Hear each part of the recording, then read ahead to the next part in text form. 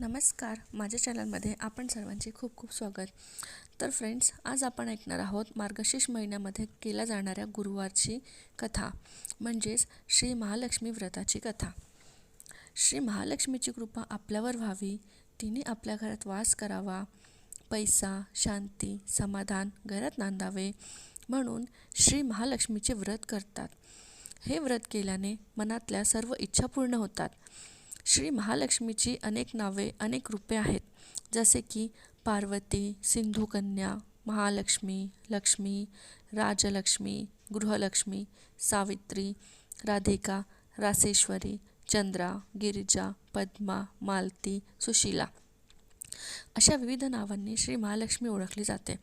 अशा या सर्वांभूती असलेल्या श्री महालक्ष्मीची ध्यानी घ्यावी अशी ही कहाणी द्वापर युगातली आहे. आपल्या भारतातील सौराष्ट्र देशात घडलेले. तेथे एक राजा राज्य करीत होता. त्याचे नाव भद्रश्रवा. तो शूर होता, दयाळू होता आणि प्रजादक्षसुद्धा होता. 4 वेद, 6 शास्त्रे, 18 पुराणे यांचे ज्ञान त्याला होते. अशा या राजाच्या राणीचे नाव होते सूरजचंद्रिका. राणी रूपाने सुंदर होती, सुलक्षणी होती आणि पतिनिष्ठ होती. त्यांना एकूण 8 अपत्ये होती, 7 पुत्र आणि त्यांच्यानंतर झालेली एक कन्या. राजा राणीने त्या कन्येचे नाव श्यामबाला ठेवले होते. एकदा देवीच्या मनात आले की आपण राजाच्या राजप्रसावी राहावे. त्याने राजा आणखी सुखी होईल, प्रजेलाही तो आणखी सुख देईल. गरिबाकडे राहिले तर सगळ्या संपत्तीचा तो एकटाच उपभोग घेईल. म्हणून देवीने एका म्हातारीचे रूप घेतले. फाटकी वस्त्रे लावली, आधारासाठी हातात काठी घेतली आणि काठी टेकत टेकत ती राणीच्या महालाच्या दाराशी आली. तिला पाहताच एक दासी पुढे आली. तिने म्हाताऱ्याला विचारले, कोण ग बाई तू? कुठून आलीस? काय काम काढलंस? तुझं नाव काय? गाव काय? काय हवं तुला? म्हातारीचे रूप घेतलेली महालक्ष्मी म्हणाली, माझं नाव कमलाबाई, मी द्वारकेला राहते. तुझ्या राणीला भेटायला आली आहे. कुठे आहे ती? दासी म्हणाली, राणीसाहेब महालात आहे. त्यांना सांगायला गेले तर त्या माझ्यावरच रागवतील. तुला त्या कशा भेटतील? तुझा अवतार पाहून तुला त्या हाकलूनच देतील. तू इथेच थोडा वेळ आडोशाला थांब. म्हातारीला राग आला. ती संतापून म्हणाली, तुझी राणी गेल्या जन्मात एका वैश्याची पत्नी होती. तो वैश्य फार गरीब होता. त्यावरून त्या दोघांची नेहमी भांडणे होत असे. नवरा तिला मारहाण करी. ह्या त्रासाला कंटाळून एक दिवस ती घर सोडून गेली आणि जंगलात उपाशी तापाशी भटकू लागली. तिची अवस्था पाहून मला तिची दया आली. मी तिला ऐश्वर्य, सुख आणि संपत्ती देणाऱ्या श्री महालक्ष्मी व्रताची माहिती सांगितली. त्याप्रमाणे तिने ते व्रत केले. तिच्या व्रताने महालक्ष्मी प्रसन्न झाली. तिचे दारिद्र्य संपले. तिचे घर संपत्ती समृद्धीने भरले. तिच्या जीवनात आनंद भरला. लक्ष्मी व्रत केल्यामुळे मृत्यूनंतर ती दोघे पती पत्नी लक्ष्मी लोकात वैभवात राहिली. या जन्मी त्यांचा जन्म राजकुळात झाला आहे. देवीच्या कृपाने ती आता राणीपदावर बसली आहे. पण लक्ष्मी व्रताचे तिला आता विसर पडला आहे. त्याचीच आठवण करून देण्यासाठी मी इथे आली आहे. म्हातारीचे बोलणे ऐकून दासीच्या मनात जिज्ञासा निर्माण झाली. म्हातारीला पाणी दिले, नमस्कार केला आणि म्हणाली, मला सांगाल का ते व्रत? मी करीन ते नेमाने. उठणार नाही, मातणार नाही आणि घेतला वसा टाकणार नाही. म्हातारीने दासीला लक्ष्मी व्रताची माहिती सांगितली. मग ती उठली. काठी टेकीत निघणार तेवढ्यात राणी तारा महालाच्या बाहेर आली. फाटक्या वस्त्रातील म्हातारला पाहताच ती संतापली आणि उर्मटपणे म्हणाली, कोण ग तू धेरडे? इथे कशाला आलीस? जा इथून. तिने पुढे होऊन म्हातारला घालून दिले. ती म्हातारी म्हणजेच प्रत्यक्ष महालक्ष्मीच होती हे राणीला कळले नाही. राणीचा तो उर्मटपणा पाहून महालक्ष्मीने तिथे न थांबता स्वस्थानी जाण्याचे ठरवले. राणीचा महाल सोडून म्हातारी निघणार तोच एक मुलगी लगबगीने बाहेर आली. ती मुलगी होती राजकन्या श्यामबाला. तिने येऊन म्हातारला नमस्कार केला आणि कळवून म्हणाली, आजी रागवू नका, माझी आई चुकली. तिच्यासाठी मला क्षमा करा. मी तुमच्या पाया पडते. राजकन्याचे ते बोलणे ऐकून श्री महालक्ष्मीला तिची दया आली. तिने श्यामबाळाला लक्ष्मीव्रताची माहिती सांगितली.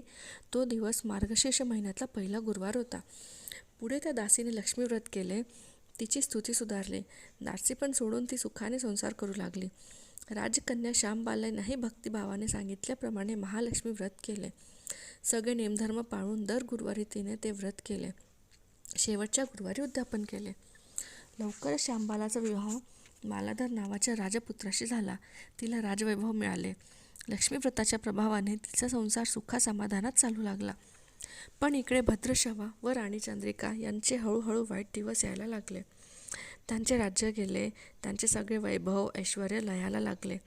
चंद्रिका राणी होती ती स्थिती आता बदलली. अन्न पाण्यालाही ती महागली. भद्रश्रवाला फार वाईट वाटे, पण तो तरी काय करणार.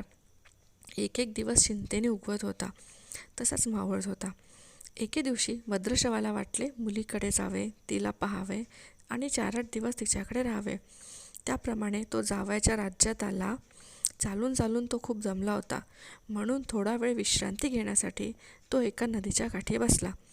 राणीची दासी नदीवर येते होती. तिने भद्रश्रवाला ओळखले. दासी धावत महालात गेली. राजाला बातमी सांगितली. श्यामबालालाही ते समजले. श्यामबाला आणि मालाधरने रथ पाठवून भद्रश्रवाला मोठ्या मानसन्मानाने राजवाड्यात आणले आणि त्याचा आदर सत्कार केला. काही दिवस जावयाच्या मुलीचा पाहुणचार घेत भद्रश्रवा राजवाड्यातच राहिला. आता परत जायचा विचार त्याच्या मनात घोळू लागले. जावयाला त्याने तसे सांगितले.